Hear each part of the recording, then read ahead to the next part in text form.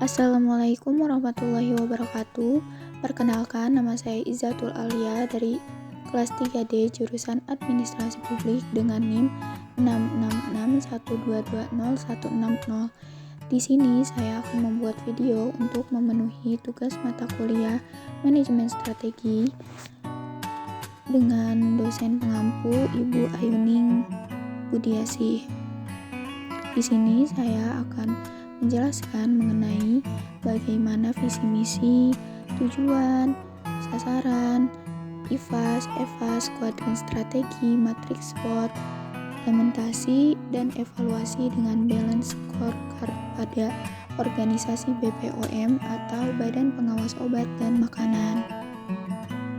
Nah, untuk yang pertama di sini ada visi dari BPOM, yaitu obat dan makanan aman, bermutu, dan berdaya saing untuk mewujudkan Indonesia maju yang berdaulat, mandiri, dan berkepribadian berlandaskan gotong royong. Nah, visi pada BPOM ini telah sesuai karena ada kata kunci mewujudkan di sini yang tentu saja berorientasi pada masa depan. Nah, untuk misi dari BPOM-nya ini sendiri ada yang pertama, membangun SDM unggul terkait obat dan makanan dengan mengembangkan kemitraan bersama seluruh komponen bangsa dalam rangka peningkatan kualitas manusia Indonesia. Nah, yang kedua, memfasilitasi percepatan pengembangan dunia usaha obat dan makanan dengan keberpihakan terhadap UMKM dalam rangka membangun struktur ekonomi yang produktif dan berdaya saing untuk kemandirian bangsa. Yang ketiga, meningkatkan efektivitas pengawasan obat dan makanan serta penindakan kejahatan obat dan makanan melalui sinergi pemerintah pusat dan daerah dalam kerangka negara kesatuan guna perlindungan bagi segenap bangsa dan memberikan rasa aman pada seluruh warga. Dan untuk yang terakhir ada pengelolaan pemerintahan yang bersih, efektif, dan terpercaya untuk memberikan pelayanan publik yang prima di bidang obat dan makanan. Nah, pada misi BPOM ini sendiri sudah tepat karena ada kata kunci mewujudkan serta meningkatkan. Nah, untuk selanjutnya BPOM ini pasti memiliki tujuan. Nah, tujuan dari BPOM itu yaitu bertujuan untuk menyelenggarakan tugas pemerintahan di bidang pengawasan obat dan makanan sesuai dengan ketentuan peraturan perundang-undangan. Kemudian, sasaran dari BPOM itu sendiri dalam kurun waktu 5 tahun 2020 sampai 2024 ke depan diharapkan BPOM akan dapat mencapai sasaran strategi sebagai berikut. Yang pertama, terwujudnya obat dan makanan yang aman dan bermutu. Yang kedua, meningkatkan kepatuhan pelaku usaha dan kesadaran masyarakat terhadap keamanan dan mutu obat dan makanan. Nah, yang ketiga, meningkatnya kualitas kebijakan pengawasan obat dan makanan. Yang keempat, meningkatkan efektivitas penegakan hukum terhadap kejahatan obat dan makanan. Dan yang terakhir ada terkelolanya keuangan BPOM secara akuntabel. Di sini dapat dilihat ada tabel dari IFAS itu sendiri. Nah, yang pertama itu ada kekuatan. Nah, kapasitas SDM pengawasan di BPOM proporsional dan akuntabel yang memiliki bobot 0,15, rating 4, dan nilai 0,6. Nah, yang kedua ada obat dan makanan lebih aman dengan bobot 0,17, rating 4, dan nilai 0,68. Nah, yang terakhir ada mempunyai aplikasi eBPOM untuk perizinan obat dan makanan yang memiliki bobot 0,20, rating 5, dan nilai 1. Nah, untuk kelemahan itu sendiri ada kelalaian pegawai dalam mengawasi peredaran izin obat dan makanan yang memiliki bobot 0,19, rating 2, dan nilai 0,38. Yang kedua ada sarana prasarana laboratorium kurang memadai yang memiliki bobot 0,14, rating 3, serta nilai 0,42. Nah, yang ketiga ada kurang akuratnya pengecekan keamanan obat dan makanan yang memiliki bobot 0,15, rating 2, dan nilai 0,3. Jadi, total nilai keseluruhan IFAS dari BPOM yaitu senilai 3,38, berarti dapat disimpulkan bahwa strategi BPOM yang diterapkan saat ini mempunyai kemampuan sedang atau moderat dalam mengelola lingkungan internalnya. Untuk selanjutnya di sini dapat dilihat ada tabel EFAS, yaitu faktor lingkungan eksternal yang memiliki peluang, yaitu BPOM mendorong ekonomi UMKM melalui produk farmasi yang memiliki bobot 0,17, rating 3 dan nilai 0,84. Nah, yang kedua ada BPOM menjalin kerjasama baik dengan WHO yang memiliki bobot 0,13, rating 3 dan nilai 0,6. Nah, yang ketiga ada konsumen merasa aman mengonsumsi produk berlogo BPOM yang memiliki bobot 0,18, rating 4, serta nilai 1,2.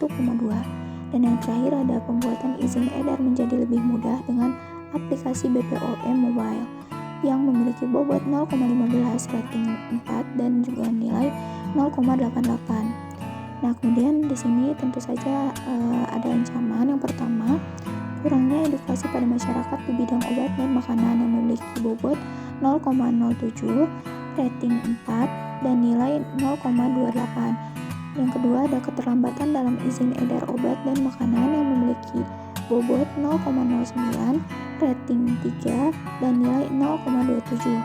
Nah, yang ketiga ada kurangnya pengawasan terhadap obat yang beredar di pasaran yang memiliki bobot 0,10, rating 4 dan juga nilai 0,4. Jadi dapat diketahui bahwa total nilai keseluruhan EFAS dari BPOM yaitu senilai 4,47, berarti dapat disimpulkan bahwa strategi BPOM yang diterapkan saat ini mempunyai kemampuan yang sangat baik dalam mengelola lingkungan eksternalnya. Nah, di sini terdapat kuadran strategi. Nah, pada kuadran strategi ini karena diketahui IFAS senilai 3,38 dan juga EFAS 4,47, maka kuadran strategi ini berada pada kuadran 1, yaitu strategi agresif. Nah, untuk selanjutnya di sini ada matriks SWOT.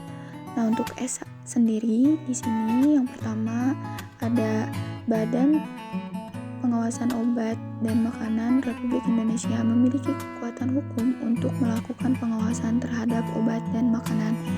Yang kedua ada BPOM memiliki aplikasi terpadu yang dapat melakukan pengendalian dan perizinan terhadap obat dan makanan. Untuk W di sini ada yang pertama, keterbatasan sumber daya yang berkompeten dalam melakukan pengawasan yang efektif. Yang kedua, pengawasan kurang ketat sehingga masih ada peredaran obat dan makanan yang ilegal. Nah, untuk O di sini ada yang pertama, kemajuan teknologi dapat membantu BPOM dalam melakukan pengujian dan evaluasi produk secara efisien melalui aplikasi. Yang kedua, konsumen merasa aman mengkonsumsi produk berlogo BPOM. Nah, untuk T-nya di sini ada yang pertama, perdagangan produk obat dan makanan ilegal yang melibatkan jaringan lintas negara dapat menjadi tantangan BPOM dalam melakukan pengawasan. Yang kedua, kontroversi terkait keputusan izin edar oleh BPOM mempengaruhi kepercayaan masyarakat terhadap BPOM. Nah, untuk SO di sini yang pertama ada melakukan kerjasama dengan UMKM untuk menciptakan obat atau makanan yang berkualitas. Yang kedua, melakukan edukasi kepada masyarakat tentang penggunaan aplikasi BPOM. Nah, di sini selanjutnya ada WO. Yang pertama itu melakukan workshop kepada masyarakat tentang penguatan produk yang sesuai dengan BPOM. Yang kedua, memperkuat sistem perizinan BPOM agar tidak adanya peredaran obat ilegal. Nah, yang selanjutnya ada ST. Yang pertama itu melakukan edukasi kepada masyarakat tentang bahaya obat ilegal dan membangun kepercayaan masyarakat kepada BPOM. Yang kedua, bekerja sama dengan industri farmasi untuk meningkatkan informasi terkait obat ilegal yaitu yang mungkin beredar di pasaran. Nah, yang terakhir itu ada WT. Yang pertama itu ada mengadakan pelatihan kepada pegawai BPOM agar lebih berkompeten dalam bidangnya. Yang kedua, bekerja sama dengan negara lain dan memperketat pelabuhan dan bandara demi mencegah masuknya obat ilegal. Untuk penjelasan yang terakhir itu ada the balance scorecard. Yang pertama itu ada finansial yang mencakup pertama, efisiensi penggunaan sumber daya keuangan dalam menjalankan tugas pengawasan dan regulasi. Yang kedua, memantau pendapatan dan anggaran BPOM untuk memastikan kecukupan dan penggunaan yang tepat terhadap pengawasan obat dan makanan. Yang ketiga, anggaran BPOM bisa berasal dari pemerintah, penerimaan jasa yang diterima dari pihak-pihak yang mengajukan izin edar produk, sanksi dan denda kepada yang melanggar peraturan pengawasan obat dan makanan, serta dari donasi dan bantuan dari pihak tertentu. Nah, yang kedua itu ada customer yang mencakup pertama, BPOM mengutamakan kepuasan konsumen terhadap produk obat dan makanan dan memperbaiki proses pengawasan jika terdapat masalah. Yang kedua, BPOM meningkatkan kepercayaan masyarakat dan memperkuat komunikasi serta edukasi kepada masyarakat tentang peran dan tanggung jawab BPOM. Nah, yang ketiga itu ada internal yang mencakup yang pertama, BPOM terus meningkatkan kepatuhan industri obat dan makanan terhadap regulasi yang ditetapkan oleh BPOM. Yang kedua, mesin serta laboratorium pengujian BPOM sudah cukup baik dalam mendukung kegiatan BPOM dalam memastikan keamanan dan kualitas produk obat dan makanan. Yang ketiga, sumber daya manusia BPOM sudah melibatkan para ahli, peneliti, inspektur, analisis, petugas administrasi, dan personel lainnya yang terlibat dalam proses pengawasan dan regulasi obat dan makanan. Dan untuk yang terakhir ada learning and grow. Yang pertama, BPOM terus mengembangkan sumber daya manusia dan untuk melakukan pelatihan kepada staf BPOM untuk meningkatkan kompetisi mereka. Yang kedua, BPOM itu melakukan inovasi serta penelitian yang berkelanjutan dalam bidang pengawasan obat dan makanan untuk terus meningkatkan kualitas dan keamanan produk. Mungkin cukup sekian yang dapat saya sampaikan mengenai analisis organisasi BPOM. Mohon maaf apabila ada salah kata, kurang dan lebihnya mohon dimaafkan. Assalamualaikum warahmatullahi wabarakatuh.